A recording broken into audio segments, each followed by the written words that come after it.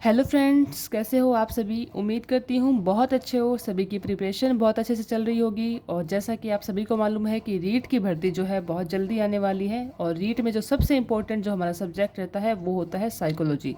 तो बिल्कुल भी इग्नोर नहीं करना है साइकोलॉजी को।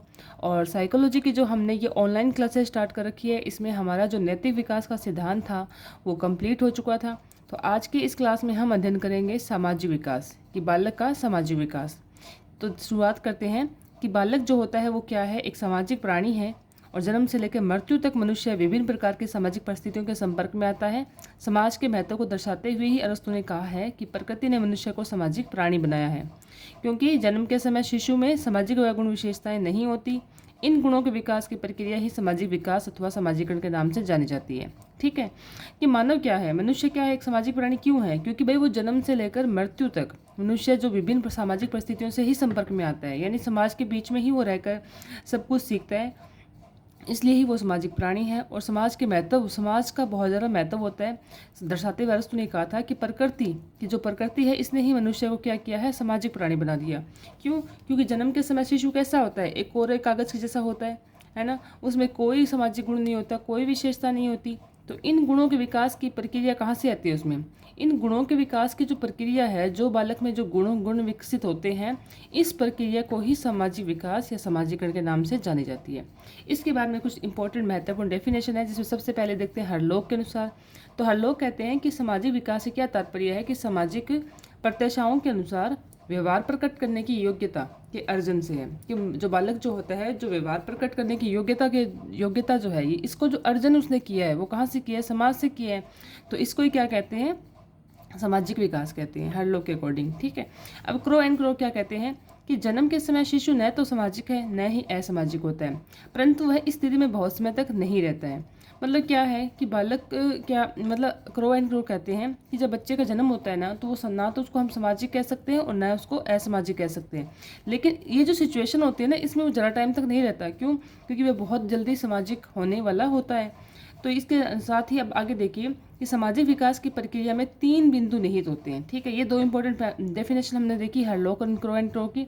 अब देखिए कि 3 बिंदु कौन कौन से हैं। कि समाज द्वारा अनुमोदित व्यवहार का दिगम, समाज द्वारा अनुमोदित, अब ये कौन सा है, देखो कि सामाजिक विकास के अंतर्गत व्यक्ति द्वारा समाज के एक सदस्य के रूप में समाज द्वारा स्वीकार्य व्यवहारों का अनुकरण करना तथा समाज में अस्वीकार्य व्यवहारों को नहीं करना सम्मिलित होता है। भाई जो व्यवहार समाज उसको अप्रूवल कर दे कि सही है, समाज ने ये जो काम करना है अच्छा किया, तो उसका अनुकरण करना है हमने। अगर समाज में कार्य अस्वीकार है तो हम उसको अनुकरण नहीं करेंगे।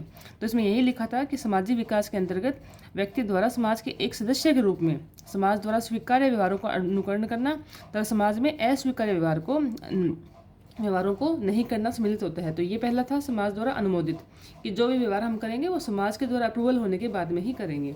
दूसरा क्या है, समाज द्वारा अनुमोदित भूमिकाओं का निर्वाह, कि बालक अपने विभिन्न भूमिकाओं को समाज के अनुसार प्रत्याशित व्यवहारों के रूप में ढालने लगता है। इसमें क्या करता है बालक कि अपनी विभिन्न भूमिकाओं को, मतलब बालक की जो भी भूमिका है, चाहे भाई के रूप में है, एक पिता के रूप में है, मतलब हर रिश्ते में जो भी उसकी भूमिका होती है उसको समाज के अनुसार क्या करता है, वो प्रत्याशित व्यवहारों के रूप में ढालने लगता है। मतलब जैसे समाज में जो भी व्यवहार होता है उसके अकॉर्डिंग वो अपना खुद को ढालने की कोशिश करता है। तो दूसरा पॉइंट था समाज द्वारा अनुमोदित भूमिकाओं का निर्वाह।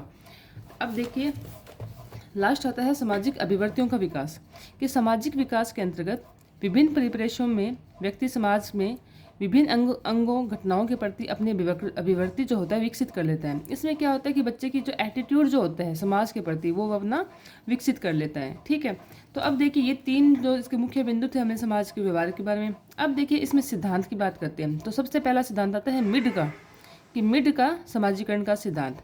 ये अमेरिकी समाजशास्त्री और मनोवैज्ञानिक थे। एक इनकी बुक आती है, बहुत इंपॉर्टेंट, पेपर में पूछी जाती है, माइंड सेल्फ एंड सोसाइटी। तो इस बुक का थोड़ा सा ध्यान रखना कि व्यक्ति, ये क्या कहते हैं कि व्यक्ति ही समाज का निर्माता है, जिसके दिमाग एवं सब होता है, जिसमें सेल्फ एवं सब होता है। सब किसको कहते हैं यहाँ पे, ये शब्द आपको बार बार सुनने को मिलेगा। ऐसा सब का अर्थ तो यहाँ पे होता है सेल्फ। ठीक है, जन्म के समय शिशु एक जैविकीय प्राणी होता है जिसमें बुद्धि का अभाव होता है। धीरे धीरे परिवार एवं अन्य समूहों के संपर्क में आने के फलस्वरूप बालक को ये समझ पैदा होने लगती है कि उससे लोग किस प्रकार के व्यवहार की अपेक्षा करते हैं, कि मतलब हमसे लोग कैसा व्यवहार कराना चाहते हैं। ये चीज़ जो है बालक में धीरे धीरे विकसित होने लगती है कि बच्चा जो होता है वो हमको देख के अच्छी चीज़ें करने लगता है, कि उसको पता है कि मैं ऐसी करूँगा। ऐसी हरकतों से मतलब जो है छोटा शिशु के बारे में सोचिए, वो जानबूझ के अपने माता पिता के सामने कुछ अच्छी चीज़ें करके दिखाता है ताकि उसको पता है कि ऐसी हरकतें करने से सामने वाले जो है मुझसे खुश हो रहे हैं। तो उसको पता चल चुका है शिशु को कि वो सामने वाला जो है, जो उसका समाज जो है उसे कैसी चीज़ अपेक्षा करता है। तो ये चीज़ें जो बालक में धीरे धीरे समझ पैदा होने लगती है।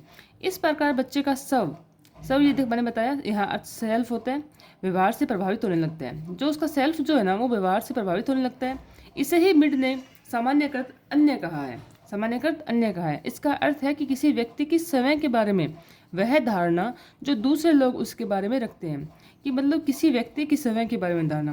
भाई कोई आप खुद पे लेके देखिए कि मेरे बारे में मैं वो धारणा सोचूं कि जो मुझसे लोग कैसा एक्सपेक्ट कर रहे हैं, कि लोग उसके बारे में कैसा सोच रहे हैं, उसके अकॉर्डिंग खुद को धारण करना है ना, उसके अकॉर्डिंग अपना व्यवहार बनाना ही क्या कहलाता है, सामान्यकृत अन्य व्यवहार कहलाते हैं।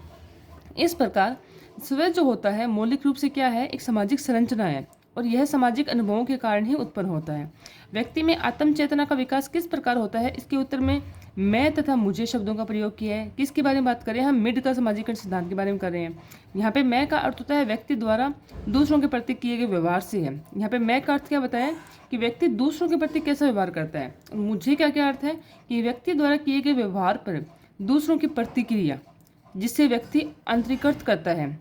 मतलब कि यहाँ पे मैं क्या है, तो मैं का अर्थ होता है कि हम कैसा व्यवहार करते हैं। मुझे क्या है कि व्यवहार करने पे सामने वाला कैसे प्रतिक्रिया कैसे व्यक्त करता है।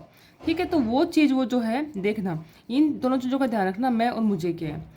ठीक है, तो मुझे का अर्थ क्या था कि व्यक्ति द्वारा किए गए व्यक्तियों व्यवहार पर दूसरों की प्रतिक्रिया, जिसे व्यक्ति अंतरीकृत करता है। मैं तथा मुझे में अंतरक्रिया के कारण ही स्व का विकास होता है। देखो स्व क्या था, तो स्व का मैंने आपको बता दिया था। स्व का अर्थ था सेल्फ, मतलब खुद के बारे में जो हमारी मतलब एक्सपेक्टेशन होती है कि हमारे बारे में लोग कैसे सोच रहे हैं, क्या सोच रहे हैं, तो वो जो धारणा होती है ना कि वो होती है सेल्फ। ठीक है, लेकिन अब यहाँ पे क्या आ गया, मैं और मुझे में, जो मैं और मुझे, मैं क्या था, मैं का अर्थ यहाँ पे बताया था दूसरों के प्रति हम व्यवहार कैसा करते हैं। मुझे से मैंने बताया कि व्यवहार करने पे लोग प्रतिक्रिया कैसे करते हैं। तो जब इन दोनों के अंदर हम अंतरक्रिया होती है तो उससे किसका निर्माण होता है, सेल्फ का निर्माण होता है।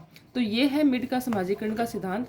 इसके साथ ही मैं आपको एक और सिद्धांत और है कुल्ले का, देखते हैं।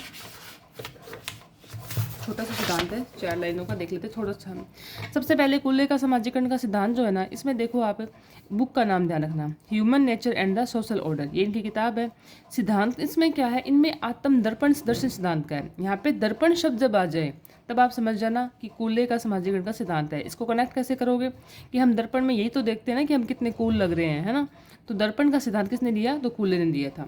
इन्होंने कहा कि समाज के संपर्क में आने पर ही व्यक्ति में आत्म का विकास होता है। उनको मानना था कि जब हम बच्चा जो होता है, बालक जो होता है, समाज के संपर्क में जब आता है तभी उसमें क्या है, आत्म का विकास होता है।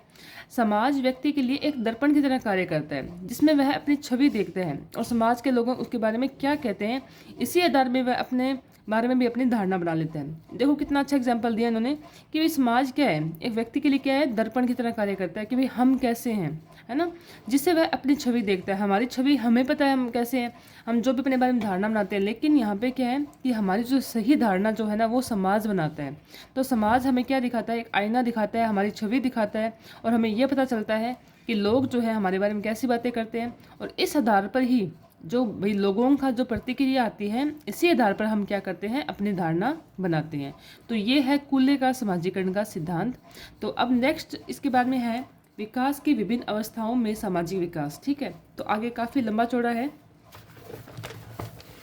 तो ये जो आगे का विकास की अवस्थाओं के सामाजिक सिद्धांत जो है ये हम नेक्स्ट क्लास में पढ़ेंगे, और बहुत ही सिंपल सा है। अब इसको तो सिर्फ फटाफट आप एक रिवीजन भी कर लोगे तो आपका क्लियर हो जाएगा, और उसके बाद में नेक्स्ट क्लास में हम संवेगात्मक विकास जो है उसके बारे में अध्ययन करेंगे। तो आज की क्लास में इतना ही, मिलते हैं नेक्स्ट वीडियो में। और प्लीज़ वीडियो पसंद आए तो प्लीज़ लाइक, शेयर और सब्सक्राइब जरूर कीजिएगा। थैंक यू, जय हिंद, जय भारत।